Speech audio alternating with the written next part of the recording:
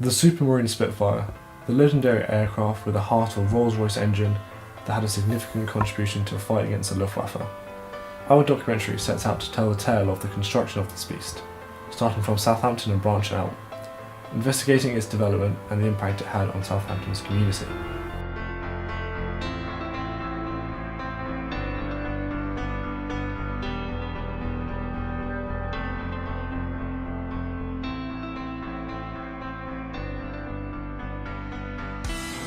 So this is the start of our journey. I'm outside the Supermarine restaurant in Woolston, and this is around the area where the Woolston factory was, where they made the Spitfires before they got bombed by the Germans and had to make the dispersal sites, which is all about the shadow factories. So we have a quick interview with the head chef to see what he knows about the place.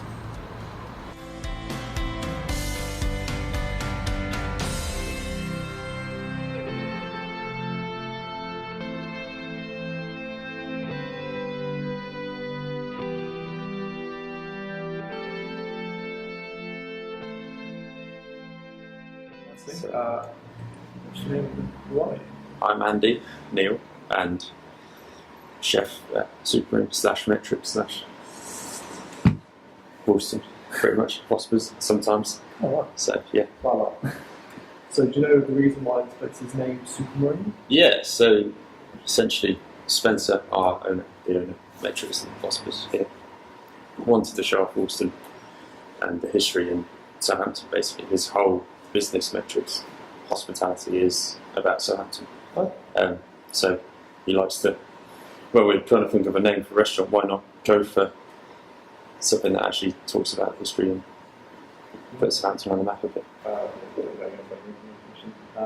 So do you think there's a quite big significance of the Spitfire to the people of Southampton?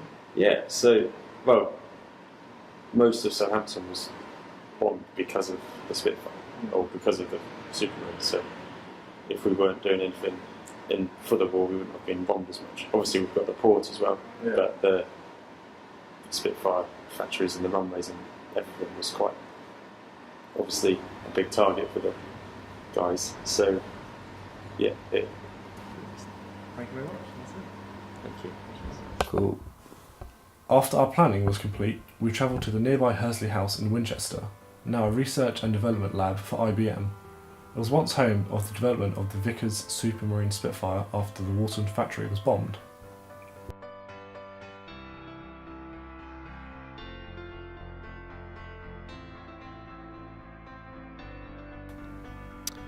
So here we are at Hursley House, as you can see, and the reason we're here is after looking at the archives and all our research. The Spitfires were designed here, and a lot of research and development into the different prototypes were designed here and made, but never flown. Have you found out? No Spitfires have flown from here. They're all assembled to go to Eastleigh and the Woolston works and everything like that.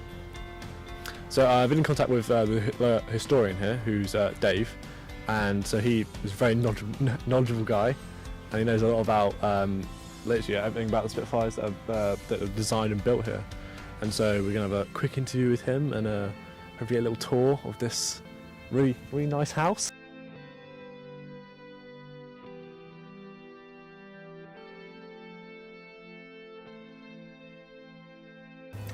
So I'm joined here with Dave, who is a historian at IBM in Hursley House. And, so as we researching everything, so our first piece of the Spitfire is the plans, and so this is where the Spitfire was, it came up with, or yeah. Well, the original Spitfire, the original sort of the prototype that you see, the Type 300, is developed in Woolston in Southampton, and that's where, and that really is the home of the Spitfire, and right the way through its development through to the Spitfires that fought in the Battle of Britain is done at Woolston.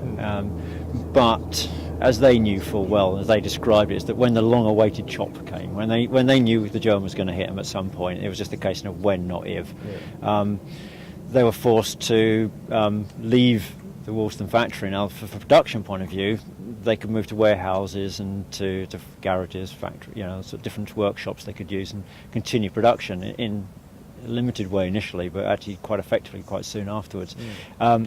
Design the drawing office, as it was, that was moved initially to the University of Southampton, Okay. to some huts there, whilst they organised the dispersal. The production team, who actually were in charge of how the works worked, they also moved to the Polygon Hotel in Southampton. By October, however, they'd requisitioned Hursley Park House. That's the Ministry of Aircraft Production, with Sir George Cooper, who was the son of the original Sir George Cooper here, and whose mother was still living in the house. They requisitioned the house in October. December 6th, they moved in. Lady Cooper laying on a rather splendid floral Spitfire tribute to the senior officers there. From 1940 onwards, well, from the end of 1940 onwards, this was the home of Supermarine, both the design office and the production offices. So you would have had a whole mixture of draftsmen, tracers, but also production workers in the sense of the people doing the testing, prototyping, and also the Ministry of Aircraft Production people, RAF personnel, liaison, coordinating all the dispersal works and also the new designs that were being brought through on a regular basis.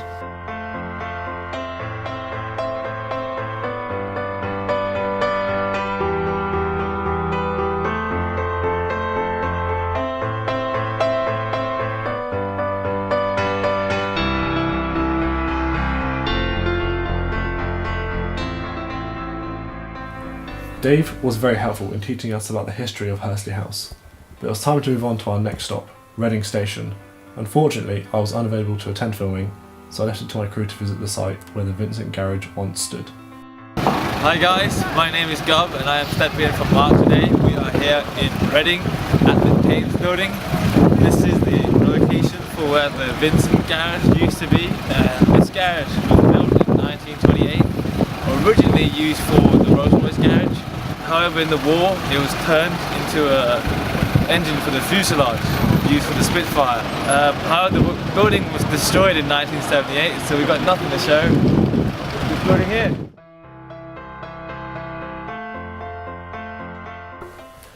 Lastly, we were lucky enough to visit Southampton Airport, where the first Spitfire was tested. So here we are at the Southampton Airport, and this is our last piece of the puzzle, the final part. This is where the first Spitfire prototype was flown. The test flight was flown by Joseph Summers. His nickname was Mutts because he used to be on the back wheel of his plane apparently for good luck, don't know why. But yeah, this is it, the final part. Our journey is over.